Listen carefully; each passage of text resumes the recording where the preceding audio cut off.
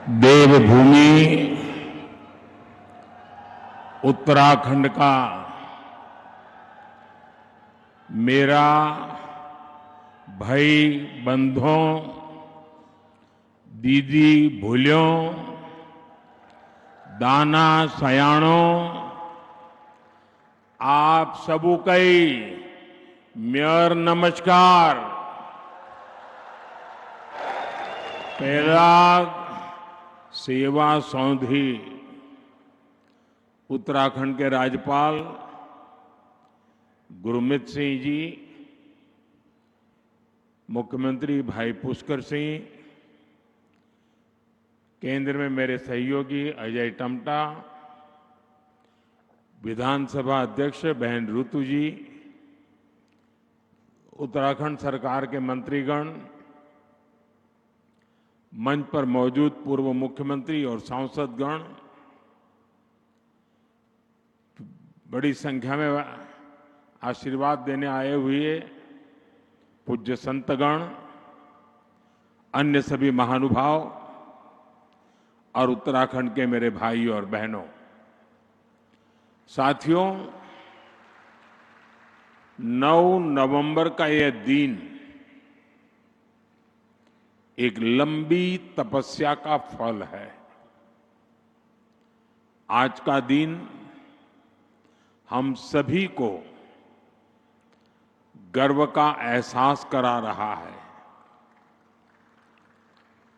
उत्तराखंड की देवतुल्य जनता ने वर्षों तक जो सपना देखा था, वो अटल जी की सरकार में 25 साल पहले पूरा हुआ था। और अब बीते 25 वर्षों की यात्रा के बाद आज उत्तराखंड जिस ऊंचाई पर है, उसे देखकर हर उस व्यक्ति का खुश होना स्वाभाविक है जिसने इस खूबसूरत राज्य के निर्माण के लिए संघर्ष किया था, जिन्हें पहाड़ से प्यार है, जिन्हें उत्तराखंड की संस्कृति, यहां की प्राकृतिक सुंदरता, देवभूमि के लोगों से लगाव है, उनका मन आज प्रफुल्लित है, वो आनंदित है। साथियों, मुझे इस बात की भी खुशी है कि डबल इंजन की भाजपा सरकार उत्तराखंड के सामर्थ्य को नई ऊंचाई देने में जुटी है। मैं आप सभी को उत्तराखंड की रजत जयंती पर बहुत बहुत बधाई देता हूं। मैं इस अवसर पर उत्तराखंड के उन बलिदानियों को भी श्रद्धांजलि देता हूं जिन्होंने आंदोलन के दौरान अपना जीवन न्यौछावर कर दिया। मैं उस वक्त के सभी आंदोलनकारियों का भी वंदन करता हूं, अभिनंदन करता हूं। साथियों, आप सब जानते हैं उत्तराखंड से मेरा लगाव कितना गहरा है। जब मैं स्पिरिचुअल जर्नी पर यहां आता था, तो यहां पहाड़ों पर रहने वाले मेरे भाई बहनों का संघर्ष, उनका परिश्रम, कठिनाइयों को पार करने की उनकी ललक मुझे हमेशा प्रेरित करती थी। साथियों, यहां बिताए हुए दिनों ने मुझे उत्तराखंड के असीम सामर्थ्य का साक्षात परिचय करवाया है। इसलिए ही जब बाबा केदार के दर्शन के बाद मैंने कहा, ये दशक उत्तराखंड का है, तो ये सिर्फ मेरे मुंह से निकला हुआ एक वाक्य नहीं था। मैंने जब ये कहा तो मुझे पूरा पूरा भरोसा आप लोगों पर था। आज जब उत्तराखंड अपने 25 वर्ष पूरे कर रहा है, तो मेरा ये विश्वास और दृढ़ हो गया है कि उत्तराखंड के उत्कर्ष का कालखंड है। साथियों, 25 साल पहले जब उत्तराखंड नया नया बना था, तब चुनौतियां कम नहीं थी।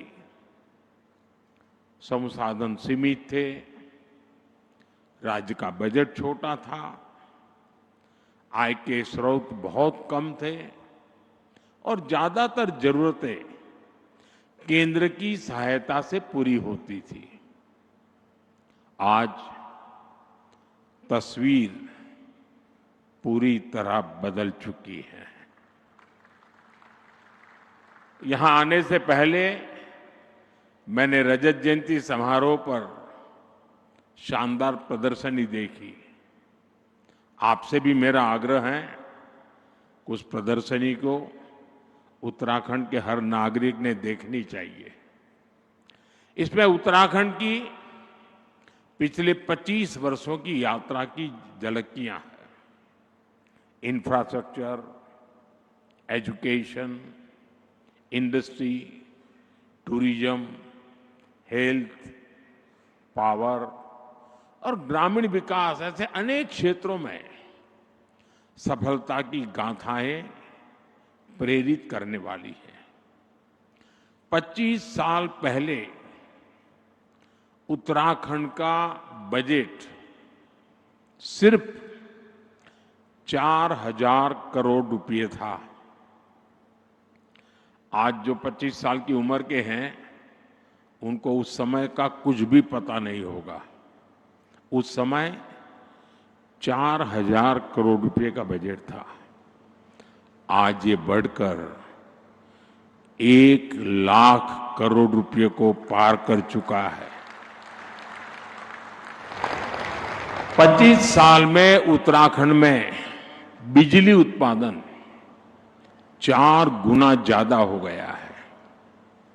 25 वर्षों में उत्तराखंड में सड़कों की लंबाई बढ़कर 2 गुनी हो गई है और यहां 6 महीने में 4,000 यात्री हवाई जहाज से आते थे। 6 महीने में 4,000। आज एक दिन में 4,000 से ज्यादा यात्री हवाई जहाज से आते हैं। साथियों, इन 25 सालों में इंजीनियरिंग कॉलेजों की संख्या 10 गुना से ज्यादा बढ़ी है। पहले यहां सिर्फ एक मेडिकल कॉलेज था, आज यहां 10 मेडिकल कॉलेज है। 25 साल पहले वैक्सीन कवरेज का दायरा सिर्फ 25% भी नहीं था। 75% से ज्यादा लोग बिना वैक्सीन की जिंदगी शुरू करते थे। आज उत्तराखंड का करीब करीब हर गांव वैक्सीन कवरेज के दायरे में आ गया है। यानी जीवन के हर आयाम में उत्तराखंड ने काफी प्रगति की है। विकास की ये यात्रा अद्भुत रही है। ये बदलाव सबको साथ लेकर चलने की नीति का नतीजा है। हर उत्तराखंडी के संकल्प का नतीजा है। पहली पहाड़ों की चढ़ाई विकासक बाढ़ के रोक दें सी अब वही बटी नई बाट खुलन लागली। साथियों, मैंने कुछ देर पहले उत्तराखंड के युवाओं से, उद्यमियों से बात की। वे सभी उत्तराखंड की ग्रोथ को लेकर बहुत उत्साहित हैं। आज जो उत्तराखंड वासियों के उद्गार हैं, उनको अगर मैं गढ़वाली में कहूं तो शायद कोई गलती तो कर लूंगा, लेकिन 2047 में भारत थे विकसित देशों की लाइन में ल्याण खुणी मेरो उत्तराखंड मेरी देवभूमि पूरी तरह से तैयार छिन।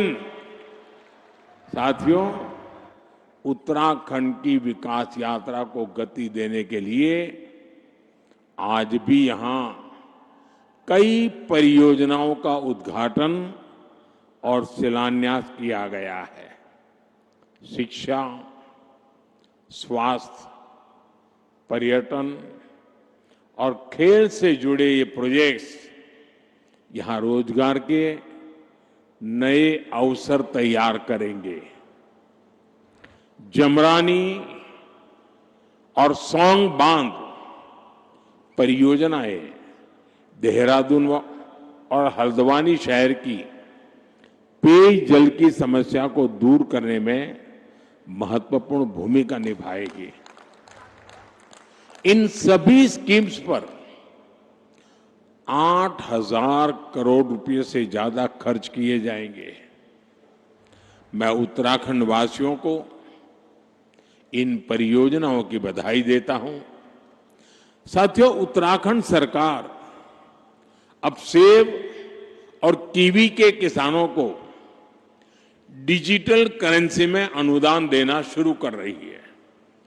इसमें आधुनिक टेक्नोलॉजी के माध्यम से आर्थिक मदद की पूरी ट्रैकिंग करना संभव हो रहा है।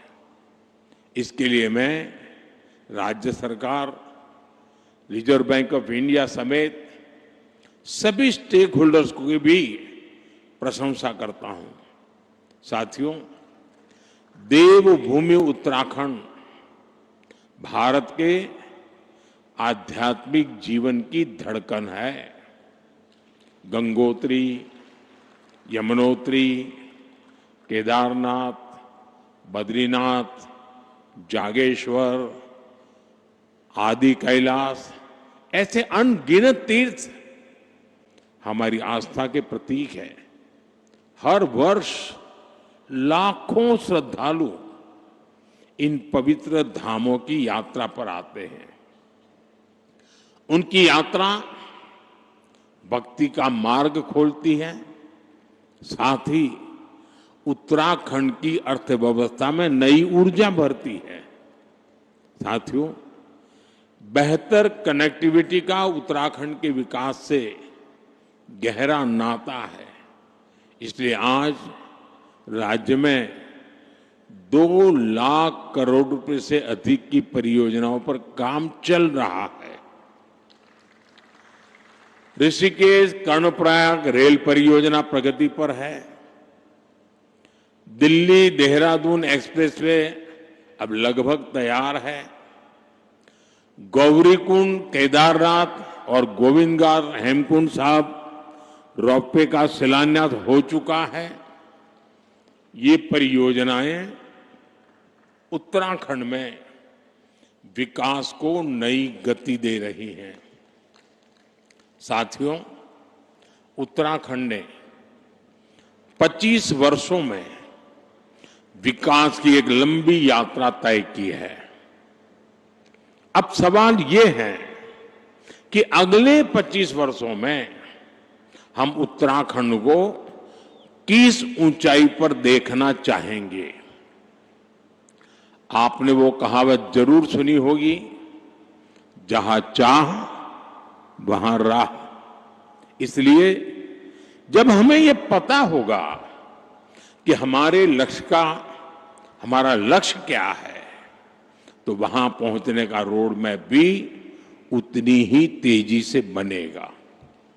और अपने लक्ष्यों पर चर्चा के लिए 9 नवंबर से बेहतर दिन और क्या होगा। साथियों, उत्तराखंड का असली परिचय उसकी आध्यात्मिक शक्ति है।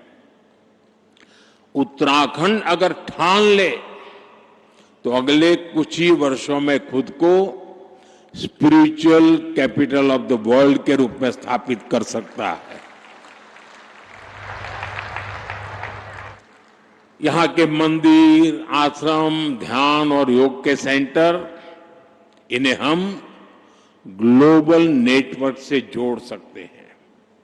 साथियों, देश विदेश से लोग यहां वेलनेस के लिए आते हैं। यहां की जड़ी बूटियां और आयुर्वेदिक औषधियों की मांग तेजी से बढ़ रही है।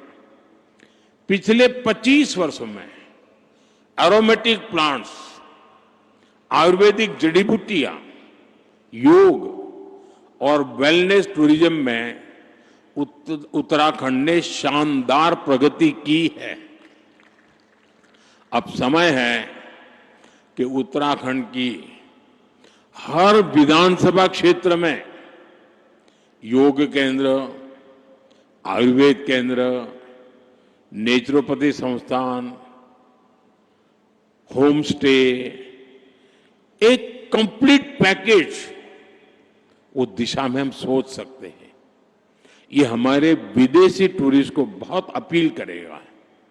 साथियों, आप जानते ही हैं कि भारत सरकार बॉर्डर पर वाइब्रेंट विलेज योजना पर कितना जोर दे रही है।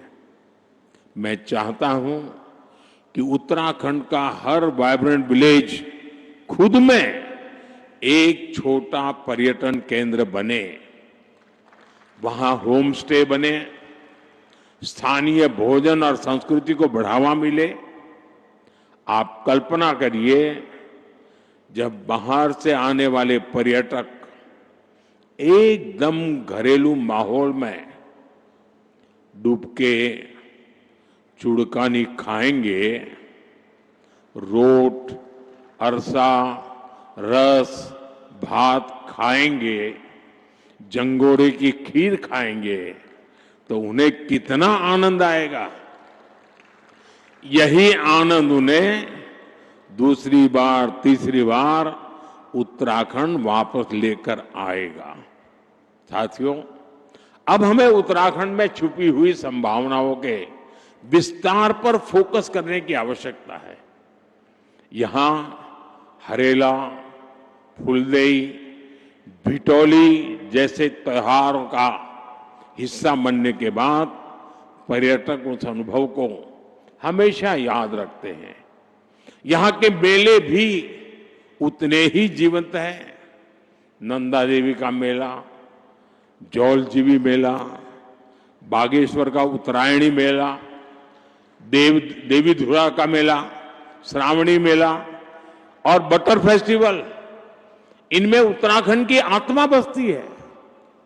यहां के स्थानीय मेलों और पर्वों को वर्ल्ड मैप पर लाने के लिए वन डिस्ट्रिक्ट वन फेस्टिवल, अर्थात एक जिला एक मेला जैसा कोई अभियान चलाया जा सकता है। साथियों, उत्तराखंड के सभी पहाड़ी जिले फलों के उत्पादन में काफी पोटेंशियल रखते हैं। हमें पहाड़ी जिलों को हॉर्टिकल्चर सेंटर बनाने पर फोकस करना चाहिए। ब्लूबेरी, कीवी, हर्बल और मेडिसिनल प्लांट्स, ये भविष्य की खेती है। उत्तराखंड में फूड प्रोसेसिंग, हस्तशिल्प, ऑर्गेनिक प्रोडक्ट्स, इन सब के लिए एमएसएमईज को नए सिरे से सशक्त किए जाने की जरूरत है। साथियों, उत्तराखंड में 12 महीने पर्यटन की संभावनाएं हमेशा से रही है। अब यहां कनेक्टिविटी सुधर रही है और इसलिए मैंने सुझाव दिया था कि हमें 12 मासी टूरिज्म की ओर बढ़ना चाहिए। मुझे खुशी है कि उत्तराखंड विंटर टूरिज्म को नया आयाम दे रहा है। मुझे अभी जो जानकारियां मिली वो उत्साह बढ़ाने वाली है। सर्दियों में आने वाले पर्यटकों की संख्या में तेज बढ़ोतरी हुई है। पिथौरागढ़ में 14,000 फुट से अधिक ऊंचाई पर हाई एल्टीट्यूड मैराथन का आयोजन हुआ। आदि कैलाश परिक्रमा रन भी देश के लिए प्रेरणा बनी है। 3 वर्ष पहले आदि कैलाश यात्रा में 2,000 से भी कम श्रद्धालु आते थे। अब ये संख्या 30,000 से अधिक हो चुकी है। अभी कुछ दिन पूर्व ही केदारनाथ मंदिर के कपाट बंद हुए हैं। केदारनाथ धाम में इस बार करीब 17 लाख श्रद्धालु देव दर्शन के लिए आए हैं। तीर्थाटन, 12मासी पर्यटन उत्तराखंड का वो सामर्थ्य है जो उसे निरंतर विकास की नई ऊंचाई पर ले जाएगा। इको टूरिज्म के लिए भी बहुत संभावना है। एडवेंचर टूरिज्म के लिए भी बहुत संभावना है। देश भर के नौजवानों के लिए यह आकर्षण का केंद्र बन सकता है। साथियों, उत्तराखंड अब फिल्म डेस्टिनेशन के रूप में भी उभर रहा है। राज्य की नई फिल्म नीति से शूटिंग करना और आसान हो गया है। वेडिंग डेस्टिनेशन के रूप में भी उत्तराखंड लोकप्रिय हो रहा है और मेरा तो अभियान चल रहा है वेड in India. Wade in India के लिए उत्तराखंड को अपने यहां उसी आलिशान स्तर की सुविधाएं विकसित करनी चाहिए और इसके लिए 5-7 बड़ी डेस्टिनेशन को तय करके उन्हें विकसित किया जा सकता है। साथियों, देश ने आत्मनिर्भर भारत का संकल्प लिया है। इसका रास्ता वोकल फॉर लोकल से तय होगा। उत्तराखंड इस विजन को हमेशा से जीता आया है। स्थानीय उत्पाद से लगाव, उनका उपयोग, उनको अपने जीवन का हिस्सा बना लेना, ये यहां की परंपरा का अभिन्न हिस्सा है। मुझे खुशी है कि उत्तराखंड सरकार ने वोकल फॉर लोकल अभियान को तेज गति दी है।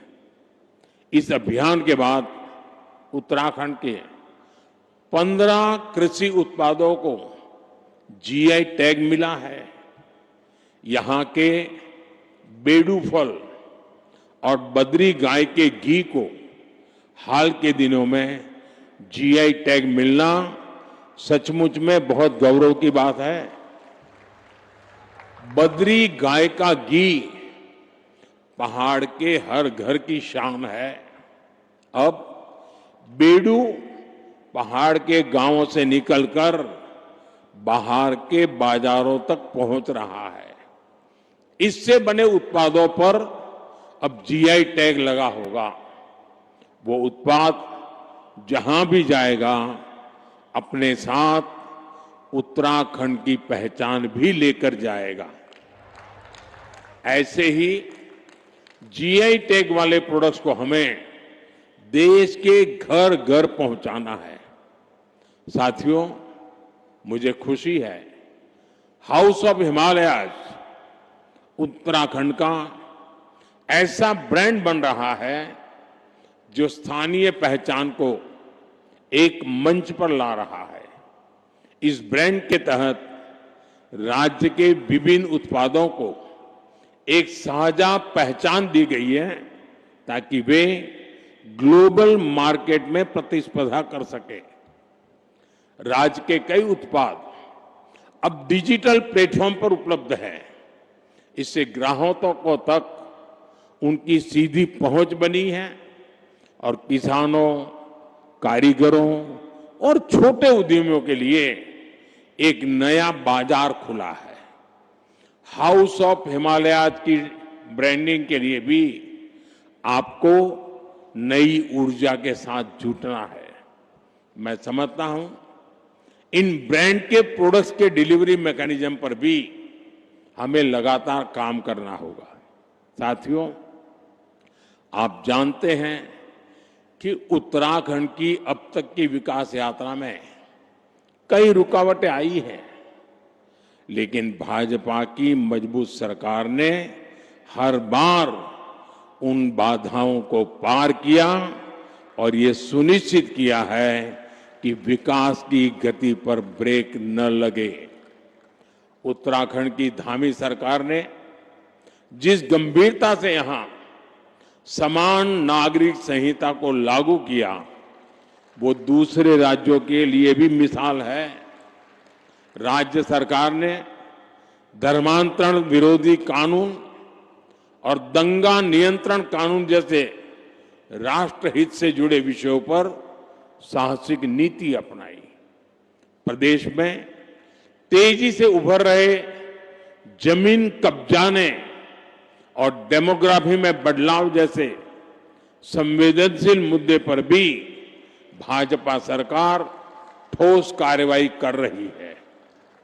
आपदा प्रबंधन के क्षेत्र में उत्तराखंड सरकार ने तेजी और संवेदनशीलता के साथ काम करते हुए जनता की हर संभव मदद का प्रयास किया है। साथियों, आज जब हम राज्य स्थापना की रजत जयंती मना रहे हैं, मुझे पूरा विश्वास है कि आने वाले वर्षों में हमारा उत्तराखंड विकास की नई ऊंचाइयों को छुएगा, अपनी संस्कृति, अपनी पहचान को उसी गर्व के साथ आगे बढ़ाएगा।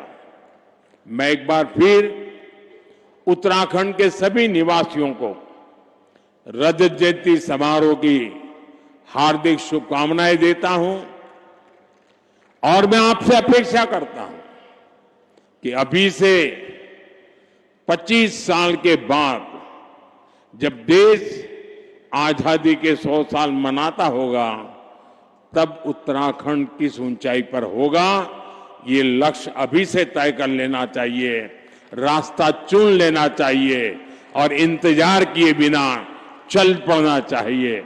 मैं आपको ये भी भरोसा देता हूं कि भारत सरकार हमेशा उत्तराखंड सरकार के साथ खड़ी है। आपको हर कदम पर सहयोग देने को हम तत्पर हैं। मैं उत्तराखंड के हर परिवार, हर नागरिक के सुख, समृद्धि और उज्जवल भविष्य की कामना करता हूं। आप सबका बहुत बहुत धन्यवाद। भारत माता की, भारत माता की। वंदे मातरम का 150वां वर्ष है। मेरे साथ बोले वंदे वंदे वंदे वंदे वंदे वंदे वंदे वंदे वंदे। बहुत बहुत धन्यवाद।